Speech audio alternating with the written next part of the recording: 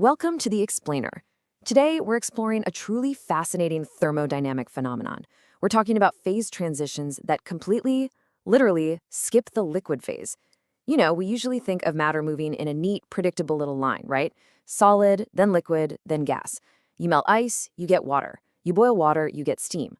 But what happens when the laws of thermodynamics allow matter to build an invisible bridge, just completely bypassing that wet, liquid middle ground altogether?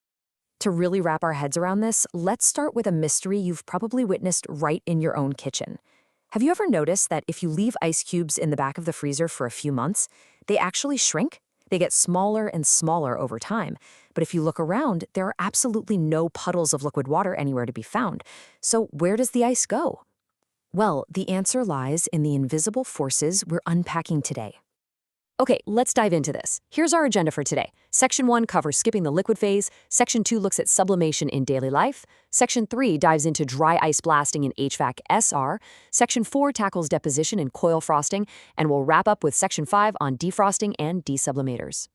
Section 1. Skipping the liquid phase, the science. To truly grasp how this works in complex systems, we first need to establish a kind of rule of opposites. First up, we have sublimation. This is the thermodynamic phase transition, where a solid transforms directly into a gas. It bypasses the liquid phase entirely.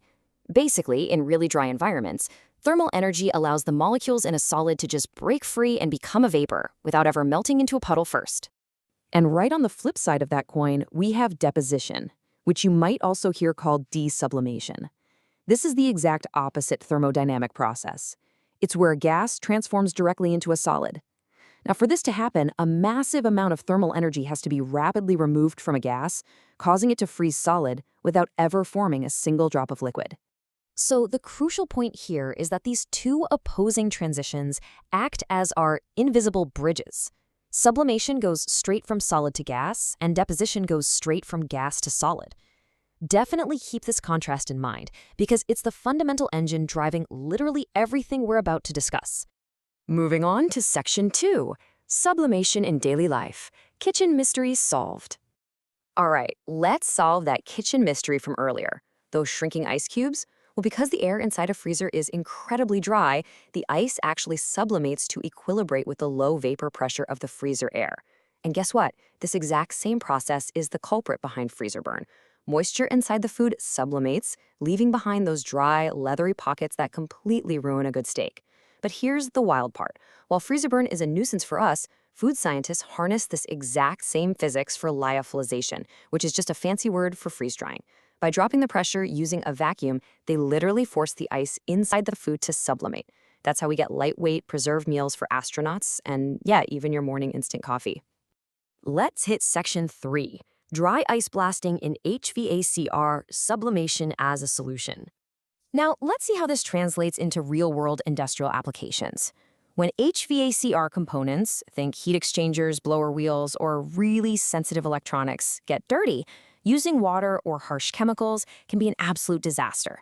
So instead, professionals use dry ice cleaning. They blast these tiny, rice-sized crystals of frozen CO2 at the equipment.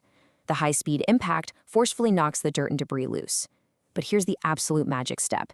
Immediately upon impact, that frozen CO2 sublimates. It flashes directly back into a gas.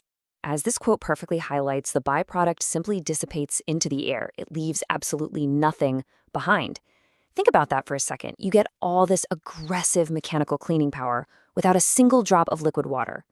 This organic, chemical-free process means you can deep clean highly sensitive electrical components and delicate heat exchanger coils without risking any liquid damage or creating some massive, toxic puddle you have to clean up later. It's a real game changer. Now for Section 4, deposition and coil frosting, the enemy of efficiency. So we've seen how sublimation helps us. Now, let's throw the thermodynamic engine into reverse and look at deposition. Nature actually brilliantly illustrates this concept with hoarfrost. Look closely at how it deposits directly on the leaf here. Now, to be clear, this isn't frozen dew. This happens when the ambient air temperature drops so fast that the supercooled water vapor in the air loses its thermal energy the instant it touches the leaf. It condenses spontaneously into solid frost, totally skipping the liquid phase. And what happens on that winter leaf is precisely what happens inside an air conditioner or an air source heat pump. When the system's suction saturation temperature, which is basically the temperature of the evaporator coil, drops below 32 degrees Fahrenheit or 0 degrees Celsius, the moisture in the surrounding air doesn't just form water condensation. It deposits directly onto the metal fins as solid ice crystals. And let me tell you, the math on this deposition is just brutal for system efficiency. It isn't just that the ice is cold. It's that this specific type of frost grows in these complex, highly porous layers that trap a myriad of tiny air bubbles. Because of all that trapped air, the frost's thermal conductivity absolutely plummets to roughly 0.16 watts per meter Kelvin. That is a fraction of solid bulk ice. It acts as an incredibly effective, unwanted thermal blanket over the copper or aluminum coils, trapping the heat and ruining heat transfer. When you combine that thermal insulation with the physical blockage of the airflow, an air source heat pump can suffer up to a 13% degradation in its seasonal heating coefficient of performance. It literally chokes the system. Section 5. Defrosting and Desublimations. Industrial Engineering. So how do engineers actually battle this unwanted frost? Well, heat pumps employ something called reverse cycle defrost, or RCD. The system temporarily reverses its entire thermodynamic flow. The outdoor evaporator coil briefly acts as a condenser, pushing hot refrigerant gas through the tubes to melt away that insulating frost layer from the inside out. It's a necessary energy penalty just to keep the system breathing. But here's where it gets really interesting. Engineers don't just fight deposition, sometimes they harness it on a massive industrial scale. Take a look at these industrial desublimator tubes and fins engineered by Kelvion. In the industry, these are often referred to as switch condensers. Instead of trying to prevent frost, these heat exchangers are purposefully designed to reproduce that exact hoarfrost phenomena to separate chemical substances. This is absolutely vital in heavy industrial processes like phthalic anhydride production. Here's how they do it. By operating just below the specific triple point of a target substance, which is the exact temperature and pressure where gas, liquid, and solid can all coexist, these desublimators bypass condensation entirely. They capture specific gaseous substances directly out of a moving gas mixture and freeze them as solids right onto those metal fins. It is an incredibly precise, thermodynamic method for material separation.